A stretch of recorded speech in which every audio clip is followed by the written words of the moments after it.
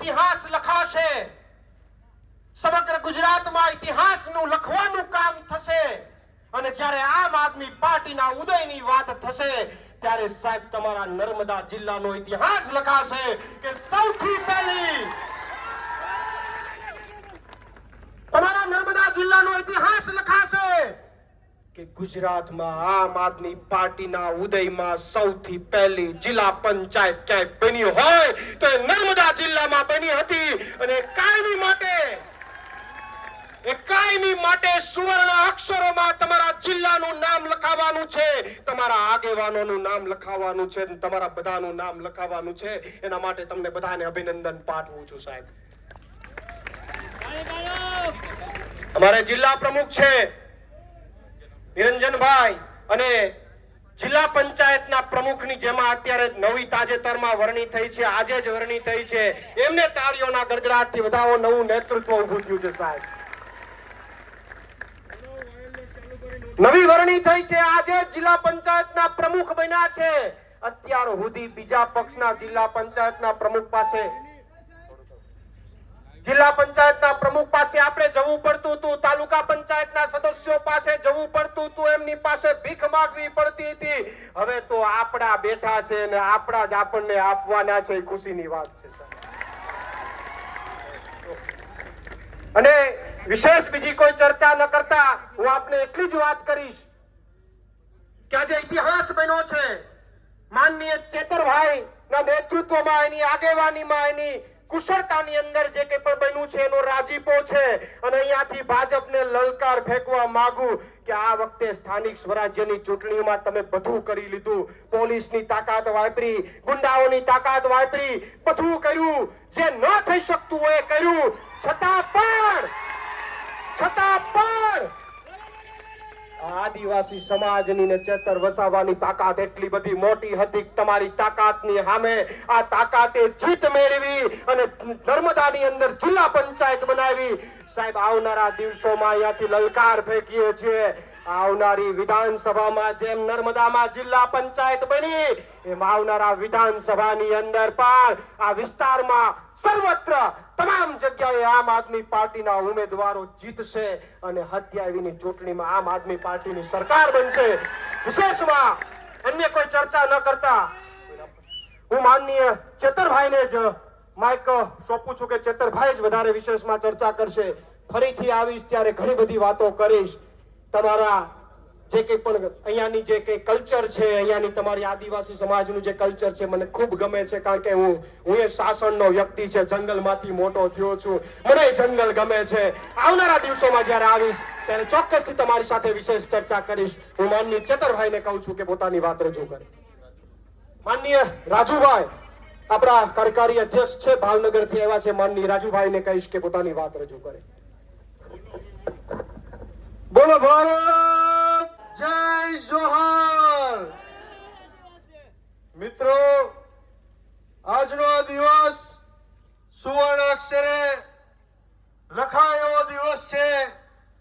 કારણ કે જે રીતે પ્રવીણભાઈ રામે વાત કરી કે આજે નર્મદા તાલુકાની તમામ મતદારો અને સમર્થકો આમ આદમી પાર્ટીના ઉમેદવારોને આશીર્વાદ આપ્યા છે, સમર્થન આપ્યું છે. ગુજરાતના લોકો એવું કહેતા હતા કે ગુજરાતની અંદર ત્રીજી પાર્ટી ક્યારેય ચાલતી નથી મિત્રો.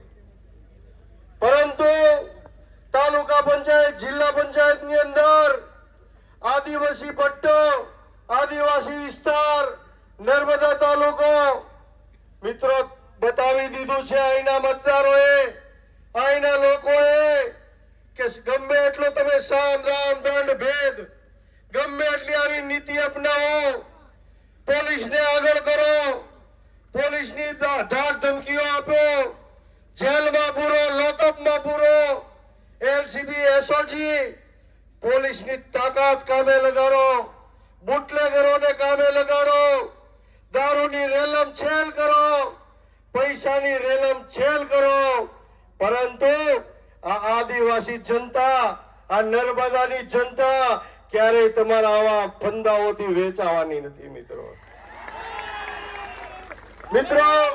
નર્મદા તાલુકાના લોકોએ, નર્મદા તાલુકાના મતદારોએ આ ભારતીય જનતા પાર્ટીને જડબાતોડ જવાબ આપ્યો છે મિત્રો.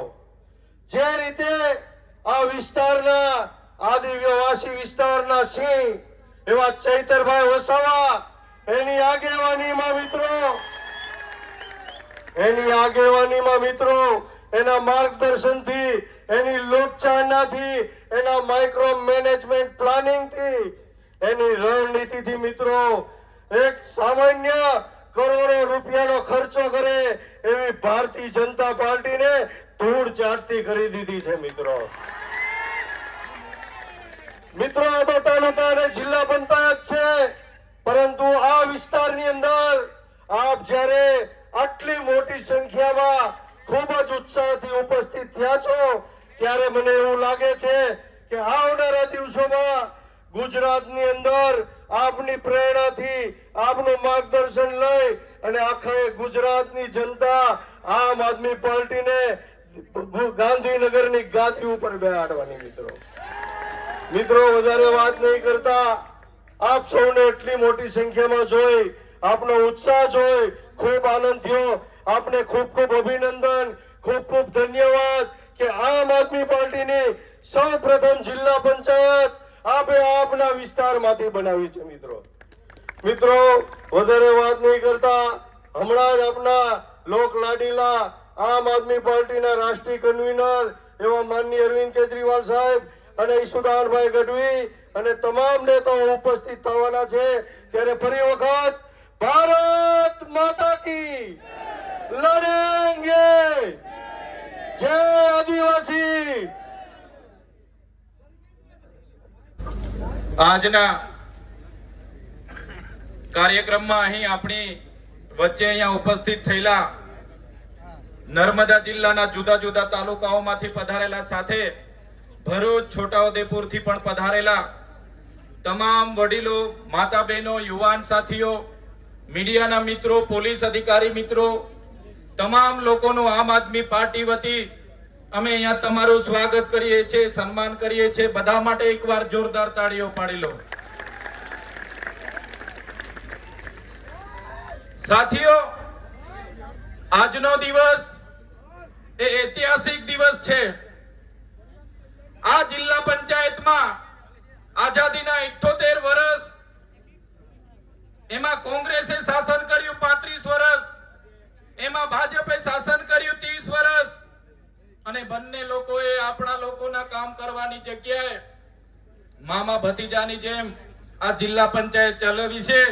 તેની સામે આ વખતે નર્મદાની જનતાએ આમ આદમી પાર્ટીને જિલ્લા પંચાયતમાં પૂર્ણ બહુમતી આપી અને પૂર્ણ બહુમતી સાથે આજે આપણે જિલ્લા પંચાયતના પ્રમુખ અંજનાબેન અને ઉપપ્રમુખ સંગીતાબેનની વરણી કરી છે. ત્યારે એમને તાળીઓથી આપણે વધાવી લેવાના છે. સાથીઓ, આ જીત એ માત્ર આમ આદમી પાર્ટીની જીત નથી. આ જીત એ નર્મદાની જનતાની જીત છે, ગુજરાતની જનતાની જીત છે. આ જીત એક એક વ્યક્તિની જીત છે. આ જીત જે લોકો બદલાવ ઈચ્છે છે એ તમામ લોકોની જીત છે. ત્યારે હું કહેવા માંગુ છું,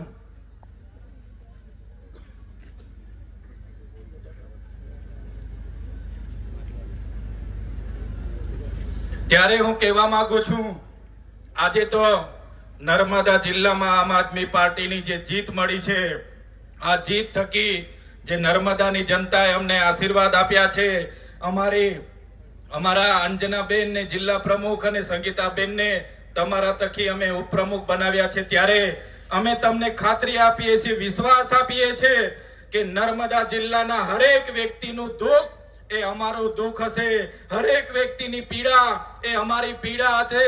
અને તમને ખાતરી આપું છું કે એક એક વ્યક્તિનું કામ કરવાનું, એમના સુખમાં અને દુઃખમાં ઉભા રહેવાનું, એમની સેવા કરવાનું કામ હવે આમ આદમી પાર્ટી આવનારા દિવસોમાં કરશે. સાથીઓ, હમણાં હું આવતો તો અહીંયા કોઈ મીડિયા વાળા ભાઈ હતા, એમણે પૂછી લીધું કે ચૈતરભાઈ તમારી લડાઈ મનસુખભાઈ સાથે છે, મનસુખભાઈ સાથે છે. ત્યારે મીડિયા વાળાને મેં કીધું ભાઈ અમારી લડાઈ કોઈ મનસુખભાઈ સાથે નથી. અમારી લડાઈ એ સરકાર સામે છે જેમણે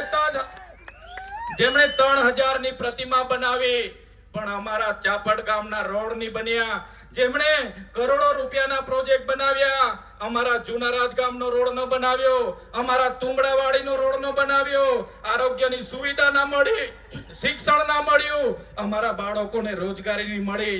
એની સામેની અમારી લડાઈ છે. અમારી લડાઈ કોઈ વ્યક્તિ સામે નથી. મનસુખભાઈની લડાઈ નથી અમારી સામે. મનસુખભાઈને તો પોતાના ગામનો રોડ નથી બનતો. એ પોતે સરકારને વિનંતી કરે છે, એ પોતે પત્ર લખે છે, બિચારા બને છે, બાપડા બને છે. એ અહીંયા દારૂ વેચાય છે, અહીંયા જુગાર રમાય છે. સાહેબ બચાવો, અમને બચાવો. ત્યારે આ લડાઈ એ મનસુખભાઈ સાથે નથી, એમના સાહેબ જે ડેડિયાપાડા આવ્યા હતા એમની સામેની અમારી લડાઈ છે. સાથીઓ, અમારું સપનું હતું જો આ સરકારો આદિવાસીઓનો વિકાસ નહીં કરશે તો આદિવાસીઓનું સ્વશાસન લાવીશું. આજે મને કહેતા આનંદ થાય છે જે રાજધાનીનું અમે સપનું જોઈને બેઠા હતા એ કેવડિયા રાજધાનીમાં આજે આમ આદમી પાર્ટીની સરકાર અમે બનાવી છે. આવનારા દિવસોમાં ગુજરાતમાં અમારી સરકાર બનશે અને જરૂર જણાશે તો આવનારા ભવિષ્યમાં મહારાષ્ટ્ર, મધ્યપ્રદેશ, રાજસ્થાન અને ગુજરાતને જોડીને ભીલો માટે અલગ ભીલ પ્રદેશની પણ માંગ કરી. હમણાં જે જનગણના થવાની છે ત્યારે આ જાતિગત જનગણનામાં પણ આ ગુજરાતની સરકારને અમે કહેવા માંગીએ છીએ ગુજરાતમાં 1,25,00,000 આદિવાસીઓ છે. 1,25,00,000 એટલે કે 15% આદિવાસીઓ છે. ગુજરાતમાં જો સરકારે જાતિગત જનગણના કરવી હશે તો આદિવાસીઓ માટે અલગ કોલમ બનાવવો પડશે, આદિવાસી માટે અલગ સ્થાન આપવું પડશે અને આદિવાસીઓની જનગણના કરવી પડશે. જો તમે આદિવાસીઓને અમારી અલગ કોડ કલમ નહીં આપશો તો આદિવાસી પોતાનો ધર્મ શેમાં લખાવશે, પોતાની જાતિ શેમાં લખાવશે અને આદિવાસીઓને ગુમરાહ કરીને આદિવાસીઓની અનામત કઈ રીતના ખતમ થાય એ આ મૂડીવાદી સરકાર કરે છે. ત્યારે જો આદિવાસીઓની અલગ ધર્મ કોલમ ના બનાવવામાં આવે, અલગ ધર્મ કોડ ના બનાવવામાં આવે તો આવનારા દિવસોમાં જાતિગત જનગણનાનો પણ અમે વિરોધ કરીશું. અમારી લડાઈ આ ભારતીય જનતા પાર્ટીની વ્યવસ્થા સામે છે જેમણે અમારા વિસ્તારોના યુવાનોને રોજગારી નથી આપી. એક બાજુ નર્મદા ડેમનું પાણી આખા કચ્છમાં લઈ જવામાં આવે, સૌરાષ્ટ્રમાં લઈ જવામાં આવે. આજે ઉકાઈ ડેમના લોકોને વળતર ના મળે, કરજણ ડેમના લોકો વિસ્થાપિતોને ન્યાય ના મળે. ત્યારે અમે આ સરકારને કહેવા માંગીએ છીએ હવે આમ આદમી પાર્ટીની સરકાર આ નર્મદા જિલ્લામાં આવી છે તો નર્મદા જિલ્લાનું પાણી જો નર્મદા, છોટાઉદેપુર, દાહોદ આદિવાસી વિસ્તારમાં નહીં આપશો તો આવનારા દિવસોમાં નર્મદા કેનાલ પણ અમે બંધ કરાવી દઈશું. બંધ. આ આદિવાસીની તાકાત છે કે નર્મદા જિલ્લા પંચાયતમાં સંપૂર્ણ બહુમતી આવી છે. ત્યારે આ ભાજપ સરકારને કહેવા માંગીએ છીએ આ તાકાત એ આદિવાસી મૂળ નિવાસી છે, આ તાકાત એ મૂળ નિવાસીની છે અને આદિવાસી એ આદિવાસી છે. અમે વનવાસી નથી અને અમને વનવાસી સાબિત કરવાનું જે કોઈ લોકો પ્રયાસ કરતા હોય એમને પણ કહેવા માંગીએ છીએ આ આદિવાસી અંગ્રેજો સામે નથી ઝૂક્યા, તમારી સામે પણ ઝૂકવાના નથી. પૂરી તાકાતથી અમે લડવાના છે. સાથીઓ, આઝાદીના 78 વર્ષ થઈ ગયા. આજે શિક્ષણ નથી. આ જિલ્લામાં 12,333 બાળકો કુપોષણથી પીડાય છે. ત્યારે દુનિયાની સૌથી ઊંચી પ્રતિમા બનાવી એનો અમને વાંધો નથી, મોટા મોટા કોરિડોર બનાવ્યા એનો વાંધો નથી, પણ આ વિસ્તારમાં અનુસૂચિત 5 લાગુ નથી કરી.